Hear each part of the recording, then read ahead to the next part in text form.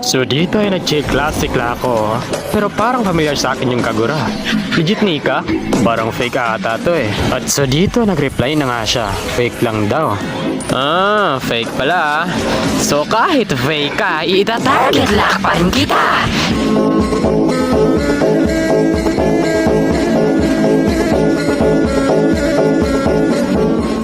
So dito ay patikim ko na sa kanya yung mga malupitang freestyle event easy.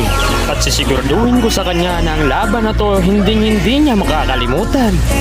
Pinatikim ba naman ng double dash freestyle sabay type ng easy. Napapasabi na lang talaga siya ng Angas mo naman. Teka lang, hindi pa ako tapos. Ipapalasap ko pa sa'yo ang mga freestyle na hindi mo pa nararanasan. Ngayon mo lang mararanasan at hindi mo makakalimutan.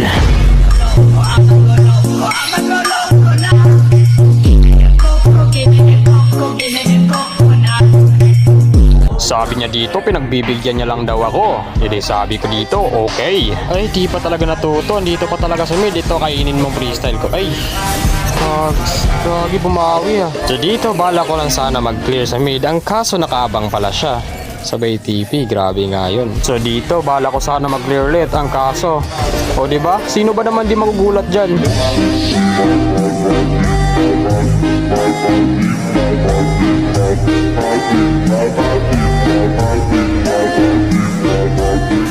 Teka, wait lang. Parang gumugusto ka na. Ako naman na. Hindi ko to pinagandaan pero para sa'yo talaga to. So ngayon, ipapatikim ko sa'yo ang mahiwagang spawn trap.